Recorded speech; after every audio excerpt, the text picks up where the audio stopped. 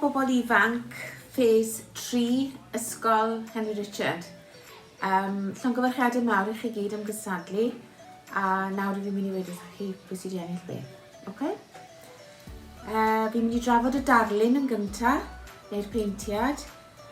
A mae'r wobr gyntaf yn mynd i Catrin Lloyd am y leino. O'n i'n hoff iawn o dy waith di, Catrin. Ti di wneud gwaith da iawn achos mae leino print yn gyfrwng cymleth a ti wedi deall y lliwiau yn dda a nes ti greu llun hyfryd ac y ti'n heiddi y wobr gyntaf, llongyfarchiadau. Yn ail, fi'n mynd i roed y wobr i Cian Wern Hunter am y briallu. Llongyfarchiadau ti am weithio gyda olew i ddechrau gyda, achos mae olew yn gallu fod yn eitha anodd i weithio gyda.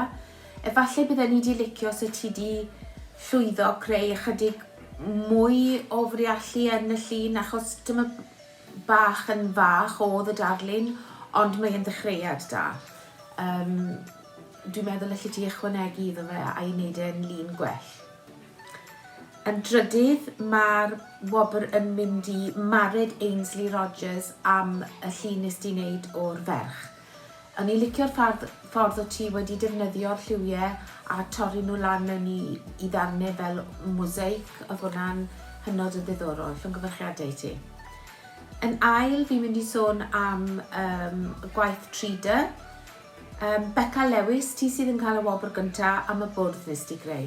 Llongyfarchiadau i ti, oedd e'n drawiadol ti hwnt ac o'n i'n licio'r ffaith bod ti wedi defnyddio rhywbeth bydde bobl eraill yn taflu i ffwrdd a ti wedi ailgylchu rhywbeth, so mae hwnna'n glyfar. Llongyfarchiadau ti. Os wyt ti'n licio creu celfi, fi'n awgrymu falle bod ti'n edrych ar waith rhywun o'r enw Bethan Gray, G-R-A-E. Mae hi yn ferch o Gaerdydd a ddi ysgol fan hyn yn Gaerdydd a nath hi geisio cystadleuaeth a nath hi ennill cynlluniwr ifanc y flwyddyn gyda Habitat a nath hi wneud gwaith celfi iddyn nhw i'r stafell wely a dyna sut dechreuodd hi ei gyrfa. Ac os wneud i edrych i gwaith i fyny nawr, mae hi'n enwog iawn a mae'n creu gwaith i Harrods ac i Heels a maen nhw'n hyfryd. So felly, os wyt ti'n licio creu celfi, fi'n meddwl bod hi yn berson da i ti edrych i fyny. Yn ail, Catrin Lloyd, wyt ti'n heiddi rai wobr am y mwgwd nes ti greu. Clyfar iawn, wyt ti wedi dewis defnydd sydd i gyd yn edrych yn fel petai fod nhw wedi dod o cyfnod Elizabethan a maen nhw'n gweddi i'w gilydd yn dda iawn a fi'n licio beth bynnag wyt ti wedi gwneud, falle wyt ti wedi lliwio y defnydd sydd yn ymuno nhw gyd gyda'i gilydd neu fi ddim yn siŵr beth ti wedi defnyddio ond mae hwnna'n rhoi naws hynafol iddo fe hefyd sydd yn creu rhywbeth unigryw, felly llongyfarchiadau. Yn anffodus, does neb arall wedi cystadlu yn y gystadleuaeth yma sydd yn reni.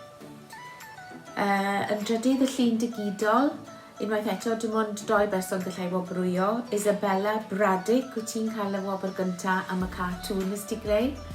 Maen nhw'n ddoniol iawn, fi'n credu pe bai hwnna yn troi mewn i gartŵn go iawn, fi'n credu fydden nhw'n cael lot o sport ei gilydd y cymeriadau yna, hyfryd. Ac yn ail, Cerys Lois Evans. Nes di anfon cwbl o luniau i fewn a fi'n meddwl bod hwn yn dod o dan y categori yma achos ti wedi gweithio arno fe, yr adfail di a gwyn, y llun di a gwyn a fi'n braidd yn siŵr bod ti wedi gwneud rhywbeth i'r llun a gyda cyfrifiadur fi'n meddwl bod ti wedi defnyddio ond beth bynnag ti wedi gwneud mae fe'n gweithio a felly mae'n dda iawn. Ac yn ola fi'n mynd i sôn am y ffotograffiau chi wedi anfon i fewn. Mae pob un o chi wedi anfon lluniau gret i fewn, a chi gyd yn heiddi canmoliaeth. Yn gyntaf, Begw Ifans, ti sydd yn cael y wobr am y llun nes di anfon i fewn o'r bont a'r adlewyrchiad yn y dŵr.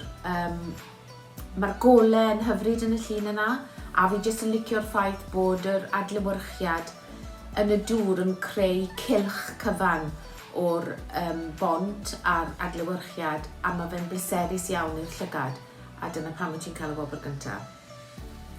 Yn ail, Mari Lloyd. Wyt ti'n heiddi canmoliaeth am bob llun nes ti anfon i fewn i wedi gwir, Mari.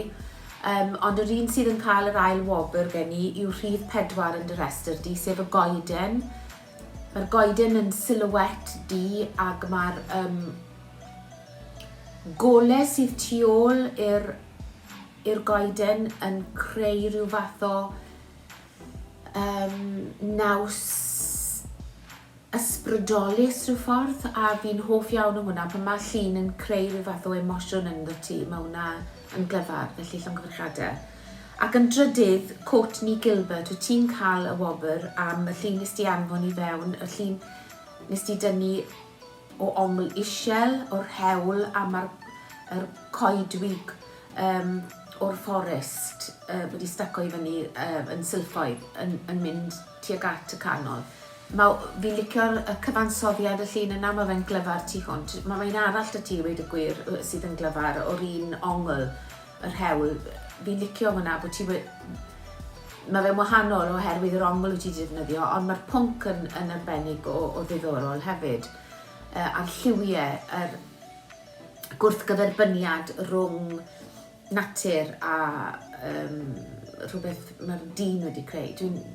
Mae hwnna'n dda iawn. A fel fi'n gweud, i chi gyd yn heiddi canmoliaeth am eich lluniau. A fi wedi gweud wrth o Ffês 2 hefyd, nawr, dyma beth byddwn fi'n ysgogi chi i wneud, yw edrych arno gwaith artist o'r enw David Hockney. Mae fe'n tynnu lluniau, a wedyn mae fe'n mynd nôl i weithio ar ei iPad, a mae'r lluniau mae fe'n creu yn atgoffa fi o rhai o'r lluniau chi wedi anfon mewn, eich ffotograffiau chi wedi anfon mewn. Achos dyma'r fath o beth mae e'n neud. Mae e'n gweithio ar ei iPad wedyn ar y lluniau yma. Ac mae sawl un ohonoch chi wedi anfon coed a bethau. Mae e'n jyst yn defnyddio lliwiau gwahanol. A fi'n argymell bod chi'n edrych ar ei waith i fyny, achos mae'r ffaith bod chi wedi tynnu llun gyda ffotograff i fi yn dangos gall hwnna fynd yn bellach.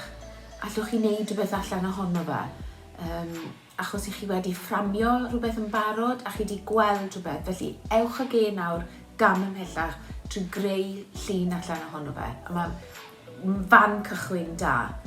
Llongyfarchiadau mawr i chi gyd. Dwi wedi mwynhau edrych ar eich gwaith chi, ac fi'n dymuno'n dda iawn i chi yn y dyfodol, a gobeithio newch chi cystadlu yn yr urdd hefyd. Felly llongyfarchiadau mawr i chi gyd.